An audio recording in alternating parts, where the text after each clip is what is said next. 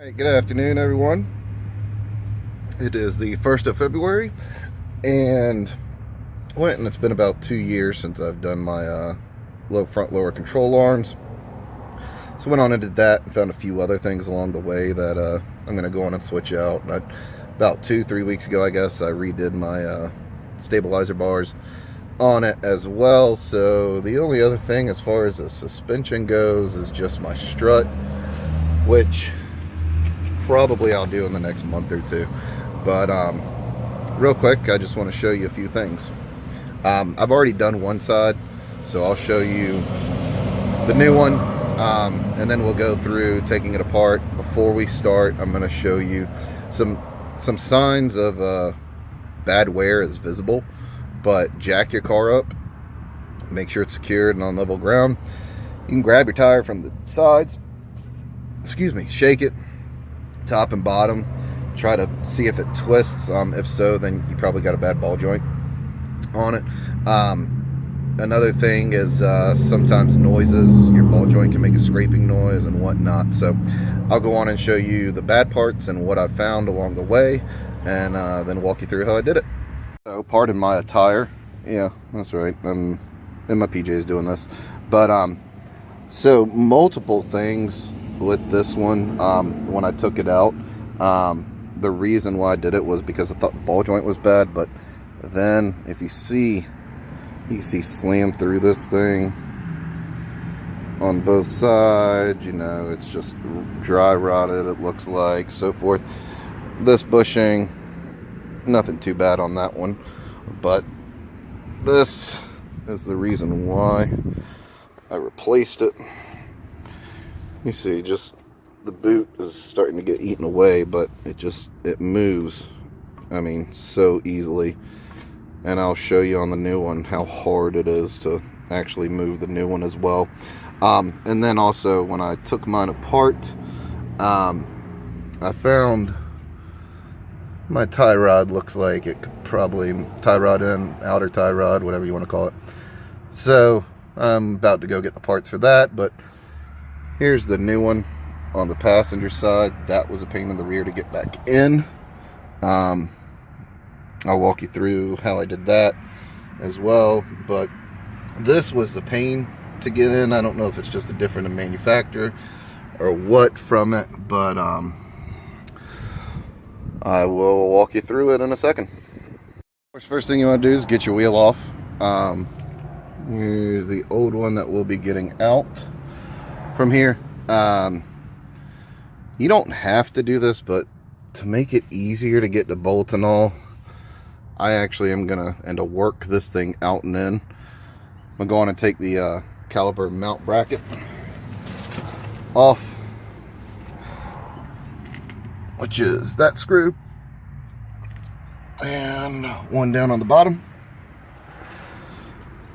First thing you want to do,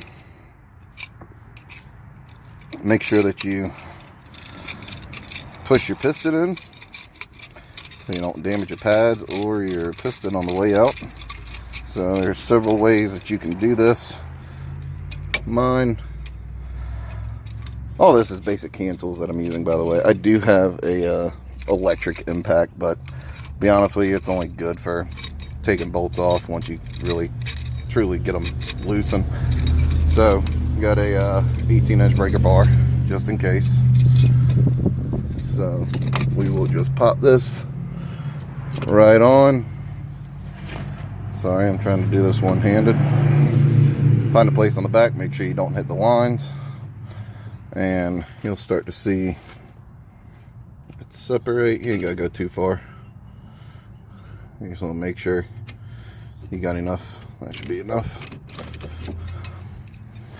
And let's see how big these bolts were again.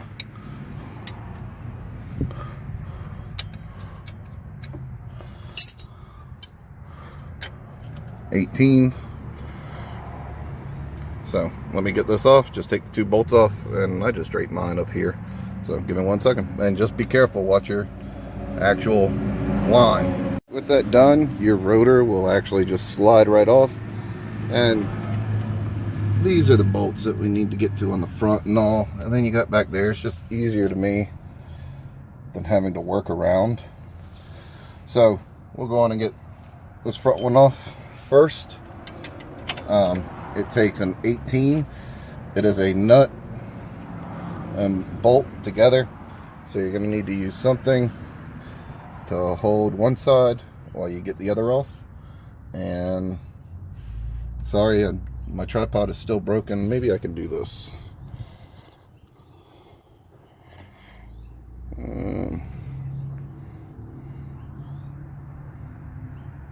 Hang on. So we got that bolt out. One thing I forgot to mention, if you've never done this, or you know, sometimes because of pressure and whatnot, sometimes your bolt will get stuck. It won't just slide right out. Screw the nut on, tap it with a hammer. If you need to relieve some pressure, put a little jack underneath and jack it up just a little bit. But you don't want to force this out and ruin your threads. So make sure you got a punch, or, I mean, honestly, I use just a really thick Allen wrench to get it to push out. So just a small note. So this one, same thing as before. You got nut and bolt. I believe these are 22s right here. So we will go on and pop that off. And then the last one, which is right here, that's also a 22, I believe. There is no nut on the other side. That one just unscrews. So we'll pop those off and I'll show you how to wrestle this thing out. So we got all of our bolts done. Be careful on the driver's side. Sorry, I forgot to tell y'all, there are some lines behind there. So unless you have a really shallow socket, you are gonna have to use a wrench up top, open wrench.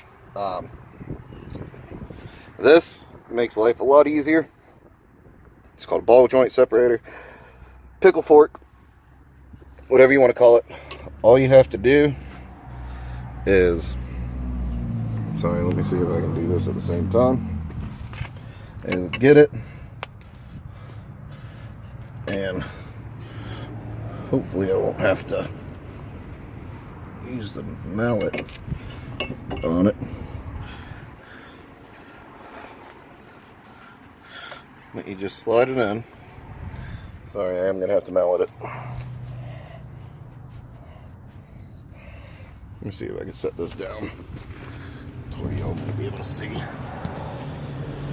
Alright, 1 second, let me get the mallet.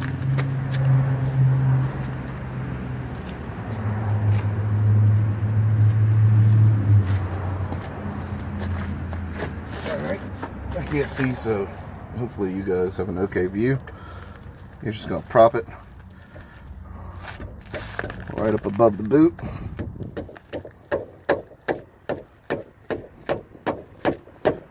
Give it some taps.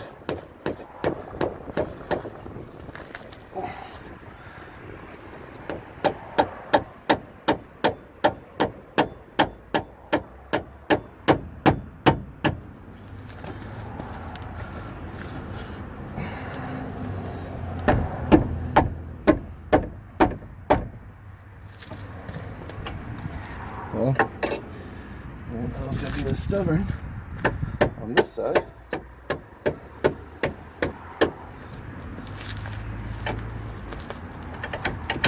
There we go. Alright. So, now that we've got that separated there, we're just going to pull it down and just start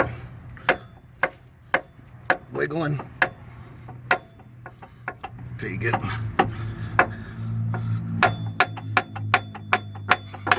this side out, and then that side will slide right out. Let's check this one out. Yeah, you see.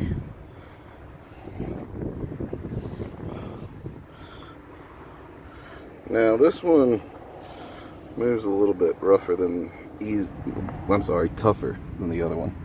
So, all right. Now that that's out, what we're gonna do is I'm gonna see if I can get it in without having to do what I did last time. I had to disconnect the tie rod, outer tie rod, and then also remove these in order to get the angle of that back in, because I had a tough time getting that section to go in smoothly. So I kind of had to get that in, and then because the way the angle was, I wasn't able to get it to slide back up in there. So we'll see if it can slide in. I started with that, sliding that in first. Make sure that you got a punch so that you can use it to slide in the top hole to scoot it over to line the holes up on it. You can put the bolt in and just put a couple of threads on it. Don't tighten it yet. And then same thing over here. So I'm gonna see if I can get it in here. If I can go there, then here maybe. That might be a little easier, but we'll see. All right, so got that one in. Now what we'll do is we will take our bolt and boom, just like that. That was perfect. Hold on.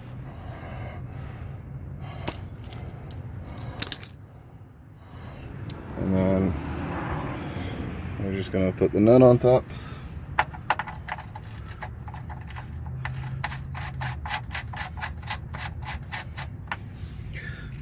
Just a little bit. And now, see, that's the problem that I had before. Let's see. Try to see if I can. So that's why I had a tough time getting this put in first. You see the angle? So I don't know. Maybe someone has some better ideas for me, but time to wrestle. I did have to take those out. You will have to hammer them a little bit. There's a little head part, but I finally got that back in. If the bolt does not slide through, then you're not in. So just a quick tidbit of advice for you. But now I gotta come through and try to get this lined up. That's why we don't tighten them yet. And I'm gonna leave my control arm off. I'm gonna do a separate video on how to get that fixed. So let me go on and try to get this lined up. And to do that, let's see what I've done with it. Here we go. Just gonna use this, slide it in and put it through and just push and pull until it gets lined up right. All right, so we got the new one finally in. You want to make sure this nut, it's grooved. You see that groove so that the bolt can slide through. So you're going to want to make sure that it's pretty much flush with the top. And then if that bolt slides through nice and easy, then you're all set. And there's the last one. So we're all in. I got these put back on. I'm going to put my tie rod, outer tie rods on, some new ones. I just don't like the way they look. So put those on and just reverse of what you did before. Get your caliper back on, your rotor, all that good stuff. All right, hope this helps some of y'all out.